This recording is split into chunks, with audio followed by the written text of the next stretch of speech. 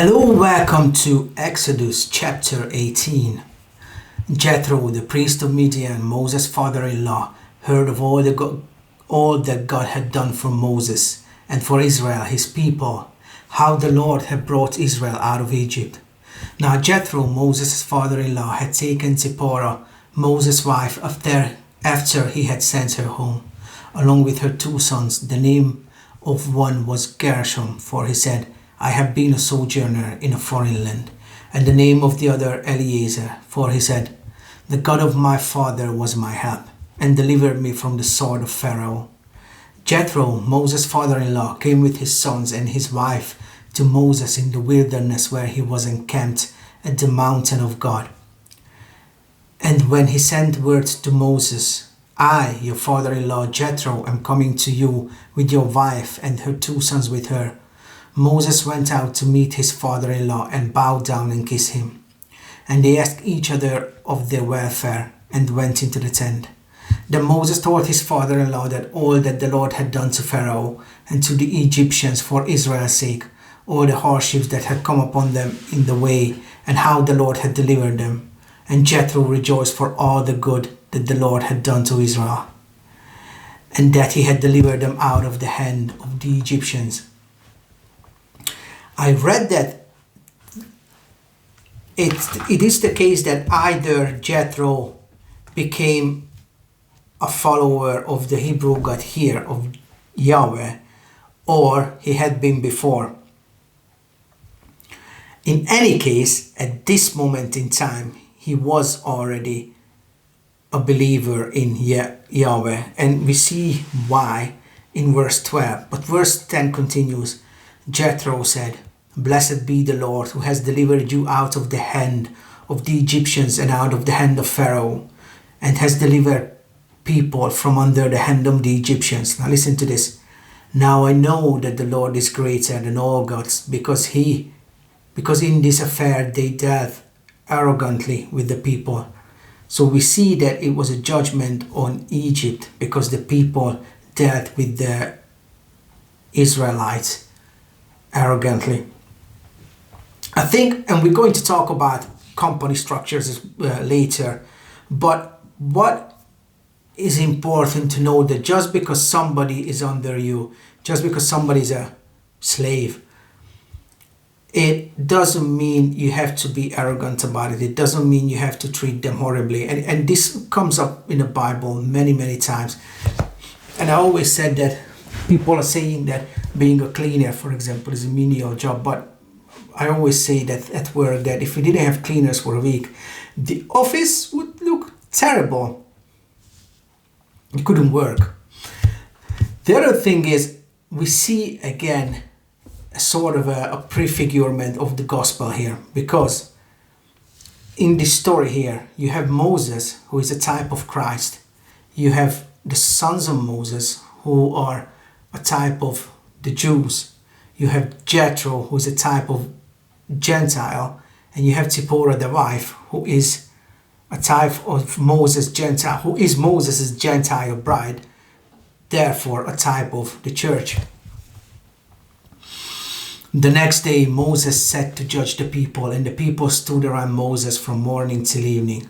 When Moses' father-in-law saw all that he was doing for the people, he said, What is this that you are doing for the people? Why do you sit alone and all the people stand around you from morning till evening?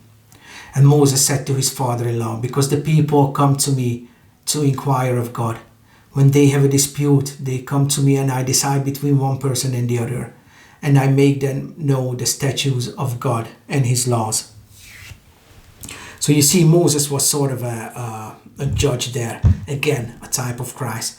But in any case, you see that Moses was so preoccupied with trying to bring justice into situations that he literally had no time to do anything else. Moses' father-in-law said to him, What you are doing is not good. You and the people with you will certainly wear yourself out, for the thing is too heavy for you. You are not able to do it alone.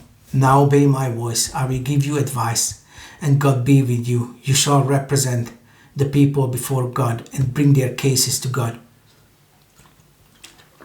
So Jethro proposes to reorganize how things are done.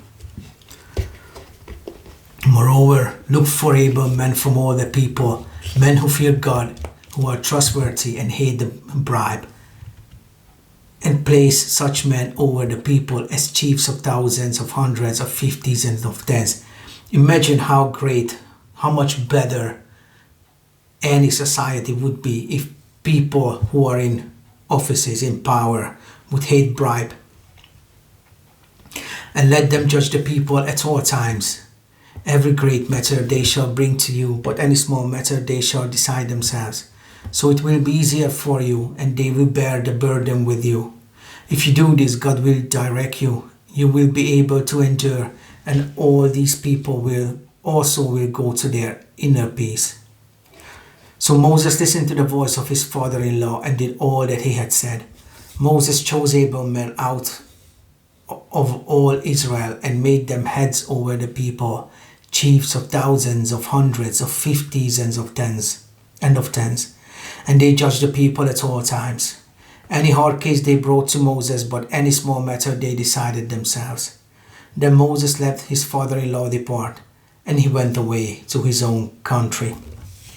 So you could see that already sort of a structure emerges, sort of a societal structure emerges from this situation.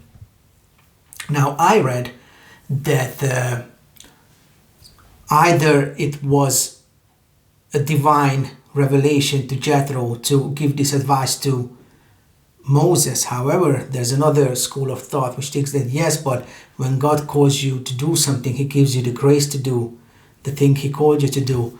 So therefore, it raises the questions that could it be the case that God would have given Moses the necessary grace to perform his duty until God would have said or called Moses to bring this structure into the nation into existence? I think I can see it from both ways, from both sides.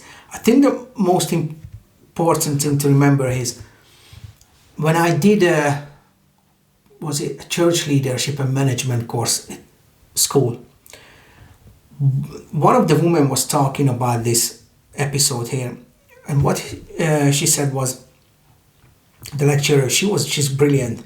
She's helping, I think she's working in Myanmar now, helping the country to implement certain changes in terms of electronic money transfers and credit cards and things like that. And what she was saying is, if you look at any structure, company structure, the most successful ones are the ones where you have structures in place, so you don't have one-man bands trying to run everything, because those people burn out. So if you want to be able to work efficiently, you need to have people in place, good people, leaders. And I always thought that what made someone a good leader was to know the job in and out, to know each department's intricacies and what they're doing, but it's not the case at all. She said the most important thing for a leader is to lead, is to inspire people, is to help them grow and show people how to lead. This is the most important qualification for a leader, to lead. And it makes a lot of sense, to be honest. In any case, we can see that, like I said, that you see a society, an actual structured society is starting to emerge from this situation. Amen.